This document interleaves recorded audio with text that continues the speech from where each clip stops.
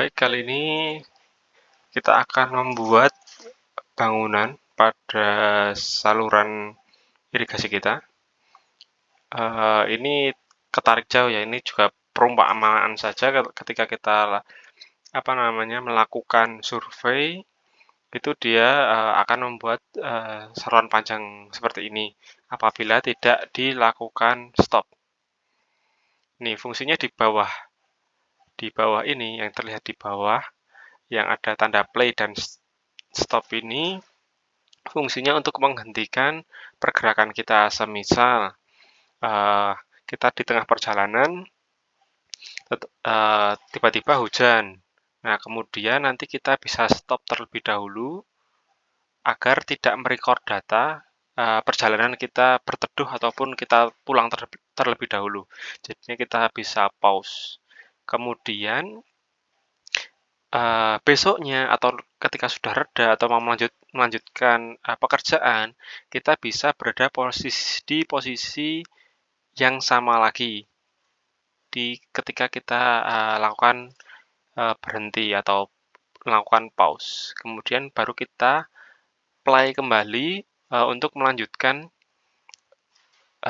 aktivitas pendataan kita. Jadi tidak masalah ketika kita melakukan survei tetapi masih belum selesai dalam satu waktu yang sama, kita bisa melakukan pause seperti ini. Itu. Kemudian saya akan menjelaskan bagaimana cara membuat bangunan.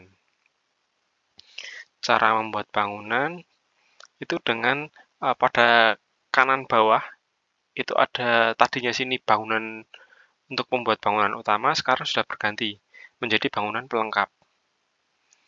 Nah, di sini ada beberapa pilihan. Ada bangunan pintu, gorong-gorong, jembatan, gorong-gorong silang, saringan sampah, handrail, dan piskal. Nah, nanti misal kita bertemu dengan bangunan pintu, contohnya ya. Bangunan pintu, kita berikan nama pintu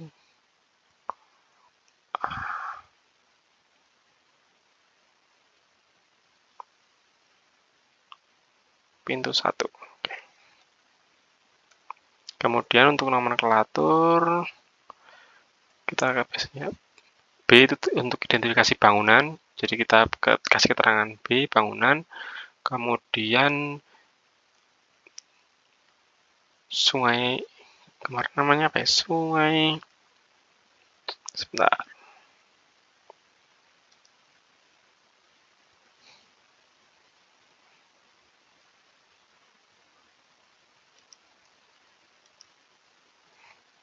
Sungai Jerami.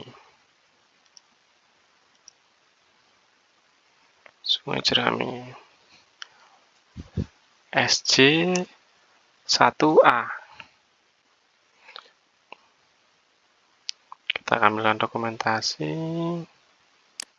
Ini perumpamaan saja, nanti bisa difotokan bangunannya. Usahakan foto bangunan itu membentuk dimensi dari bangunan tersebut. Semisal kita pintu ya kita dari depan, terus dari samping, dari depannya atau dari atasnya nanti kelihatan bentuknya. Ataupun nanti kita bisa seperti kita ibaratkan menginformasikan kepada orang awam, oh ternyata seperti ini loh kondisi pintu kita itu apakah rusak ataukah baik-baik saja ataukah ada ada longsoran atau ada pengikisan seperti apa nanti kita informasikan. Kemudian jangan lupa lihat form tambahan lainnya, kita cek. Apabila ada keterangan tersebut nanti bisa ditekan saja, nanti pilih form lainnya untuk agar draw down ke bawah. Tahun bangunan misal diketahui dibangun tahun 2000. Kemudian pintunya pintu sliding gate, pintu sorong. Kemudian jumlah pintu misalnya 1, lebar 1 meter, tinggi 2 meter. Kemudian tinggi pilarnya semisal 2,5. Lebarnya 1 deh.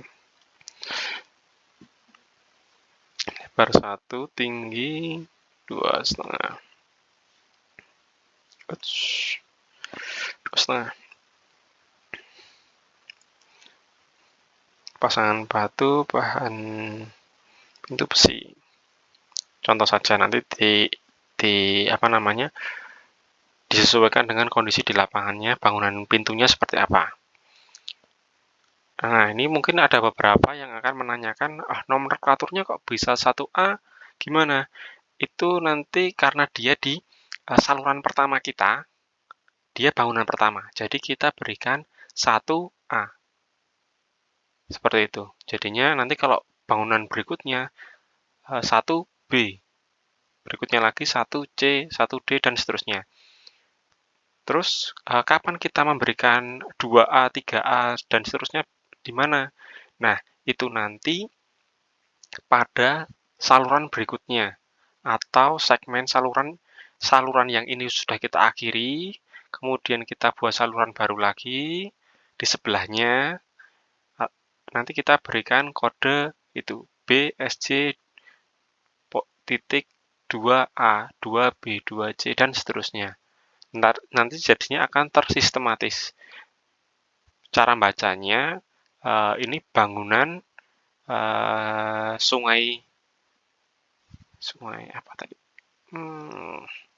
Sungai Jerami ya. Sungai Jerami di saluran pertama di posisi A. A itu yang pertama berarti. Seperti itu cara membacanya. Oke, kita lanjut, simpan. Akan berhasil seperti ini bentuk bangunannya. Kemudian kita lanjut membuat beberapa bangunan dulu. Contoh lagi, kita buat gorong-gorong. Nama gorong-gorong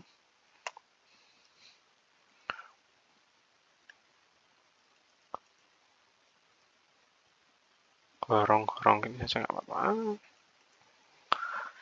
Kemudian nomenklaturnya B, SC, 1B.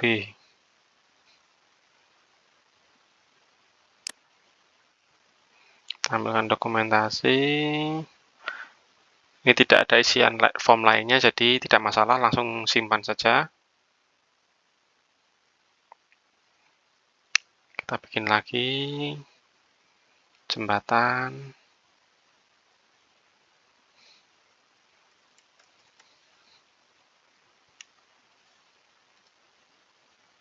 Jembatan BSC 1C. Berikan dokumentasi.